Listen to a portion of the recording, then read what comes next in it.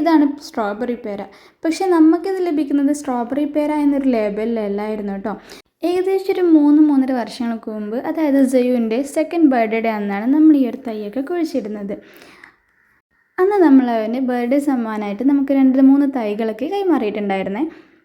അന്ന് നമ്മളത് അവനൊക്കെ കൊണ്ട് തന്നെ കുഴിച്ചിടിപ്പിച്ചു. അതിനുശേഷം നമ്മൾ വീഡിയോ ഒക്കെ അപ്ലോഡ് ചെയ്തിട്ടുണ്ടായിരുന്നു കേട്ടോ. പിന്നെ അവന് വരുമ്പോഴൊക്കെ അതിനൊന്ന് നോക്കാറുണ്ടായിരുന്നേ. അപ്പം അവൻ്റെ ഒരു വളർച്ചയിലൂടെ വളർന്നു വന്ന ഒരു തൈയാണ്. പക്ഷേ നമ്മൾ മേടിച്ചത് മിറാക്കിൾ ഫ്രൂട്ടും അതുപോലെ തന്നെ സ്ട്രോബെറി പേരയുടെ തൈയും കൂടി ആയിരുന്നേ.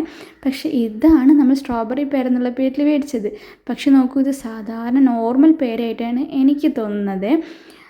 കാരണം അതിൻ്റെ സെയിം കായും പൂവും ഒക്കെയാണുള്ളത്. കണ്ടോ, ലീഫും എല്ലാം.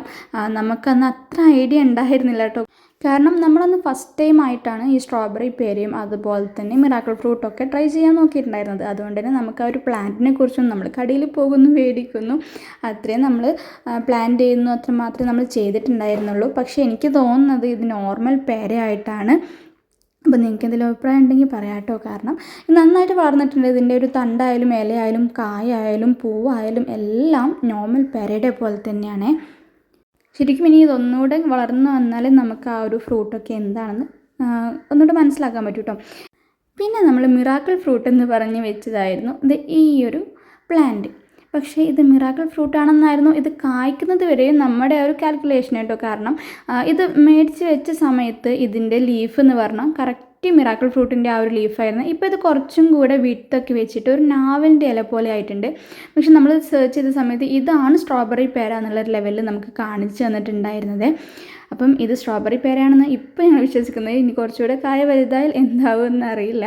അപ്പം സ്ട്രോബെറി പേര ജസ്റ്റ് ലീഫും കായും ഒക്കെ ഇതുപോലെയാണ്. പക്ഷേ ഒരു റെഡിഷ് കളറായിരിക്കും. ഇനി ഇത് മൂക്കുമ്പോൾ റെഡിഷ് കളർ ആവുമോ എന്നറിയില്ല. ആണെങ്കിൽ ഇത് സ്ട്രോബെറി പേരയാണ്. പക്ഷേ നമ്മൾ മിറാക്കിൾ ഫ്രൂട്ട് എന്ന ലേബലിലാണ് നമ്മൾ മേടിച്ച് വെച്ചിട്ടുണ്ടായിരുന്നത്. അപ്പം ഇതിൻ്റെ ഇലയൊന്നും ഇത്രയും വിടുത്തുണ്ടായിരുന്നില്ല അന്ന് വെക്കുന്ന സമയത്ത്. അപ്പോൾ നമ്മൾ ഗൂഗിളൊക്കെ സെർച്ച് ചെയ്ത സമയത്തൊക്കെ ഇത് മിറാക്കിൾ ഫ്രൂട്ട് ആണ് എന്ന ലെവലിലാണ് നമ്മൾ വെച്ചിട്ടുണ്ടായിരുന്നത്. അപ്പം നമുക്കൊരു തെറ്റ് പറ്റി. പക്ഷേ എന്നാലും നമ്മൾ ഹാപ്പിയാണ്. കാരണം നമ്മൾ ഒരു 3 വർഷം കൊണ്ട് തന്നെ ഇതെല്ലാം കായ്ച്ചിട്ടുണ്ട്. നന്നായിട്ട് കായ പിടിക്കുന്നുണ്ട് കേട്ടോ. ഇപ്പം നിലവിലൊരു 4-5 കായുള്ളെങ്കിലും ഒരുപാട് ബഡ്സും കാര്യങ്ങളൊക്കെ ഇതിൽ വന്നു തുടങ്ങിയിട്ടുണ്ട്. അപ്പോൾ നമ്മുടെ ഒരു പറമ്പിൻ്റെ ബാക്ക് സൈഡ് മുഴുവൻ പാടാണ്ട്. അതുകൊണ്ട് തന്നെ ഇതിന് വെയിൽ കിട്ടാനും ഒന്നും പാടില്ല കേട്ടോ. പിന്നെ നമ്മൾ അത്യാവശ്യം പരിചരണം കൊടുക്കാറുണ്ടായിരുന്നു. എനിവേ നമുക്ക് ഇതെന്തായാലും കായ്ച്ചിട്ടുണ്ട്. 2-3 വർഷം കൊണ്ട് തന്നെ കായ്ച്ചിട്ടുണ്ട്. അതുകൊണ്ട് തന്നെ നമ്മുടെ ഉദ്ദേശിച്ച ഒരു ഫ്രൂട്ടല്ല കിട്ടിയെങ്കിലും നമ്മൾ ഹാപ്പി ആയിരുന്നു കേട്ടോ. അപ്പോൾ നിങ്ങളൊരു ഫ്രൂട്ട് ലവർ അല്ലെങ്കിൽ പ്ലാന്റ് ലവറൊക്കെയാണ് ഇതിങ്ങനെ പ്ലാന്റ് ചെയ്യാനൊക്കെ ആഗ്രഹിക്കുന്നുണ്ടെങ്കിൽ നിങ്ങൾ തീർച്ചയായിട്ടും ഇതുപോലെ മേടിക്കുന്ന സമയത്തൊക്കെ ശ്രദ്ധിക്കണം കേട്ടോ. അപ്പം ഇവിടെയൊക്കെ കുഞ്ഞു കുഞ്ഞു ബഡ്സൊക്കെ വരുന്നുണ്ട്. അതുകൊണ്ട് തന്നെ നമ്മൾ കുറച്ച് ഹാപ്പിയാണെന്ന് പറയാം.